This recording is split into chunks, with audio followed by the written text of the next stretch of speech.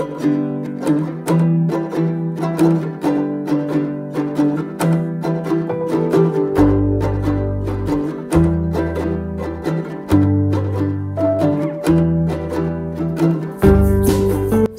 i dobrodošli na naš kanal.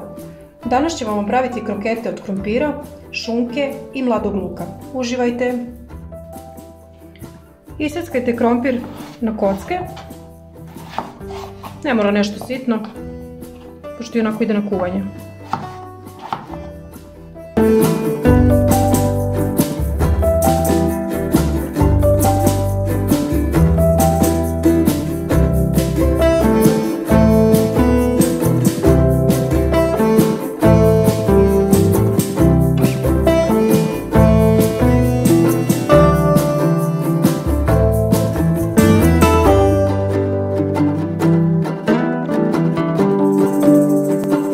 Dok nam se krompir kuva, isickat ćemo šunku. Ja najviše volim ovu prašku koju koristim kad pravim picu.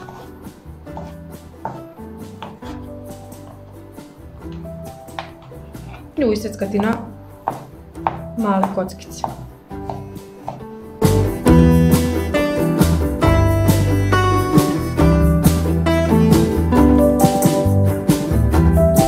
Nakon što sam iseckala šunku, iseckat ću perca od mladog luka. Ja sam uzela 2 komada, to je sasvim dovoljno, više nego dovoljno. Vi možete po želji manje ili više. Ako ne volite, ne morate uopšte.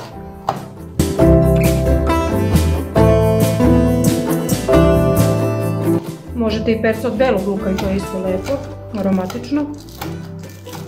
Možete vlašac, možete peršu, znači bilo koji zeleniš.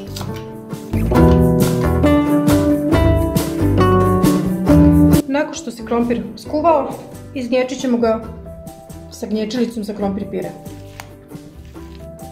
Možete i viljuškom, pazite da vam ne ispada ovako kao meni.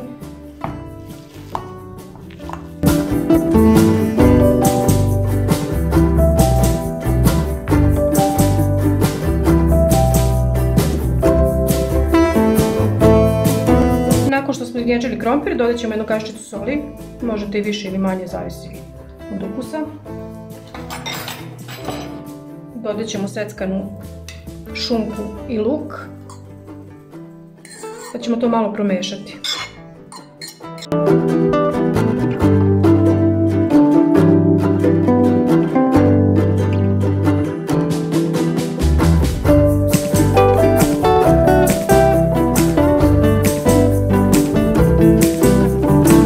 Sad ćemo dodati jedno jaje, što nam koka daje. Opet lagano promešati.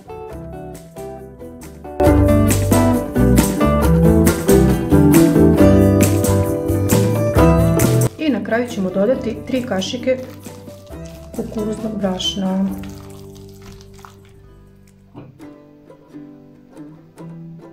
Možete i obično pšenično, ja lično više volim kukuruzno. Sve to dobro zamešamo.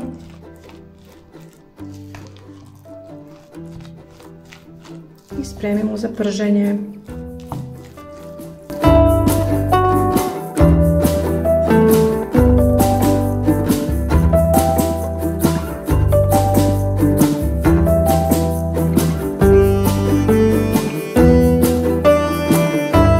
Nakon što napravite ovako kompaktnu smesu, napunite ovu za fil, ne znam kako da nazovem, kesu za fil, za torte.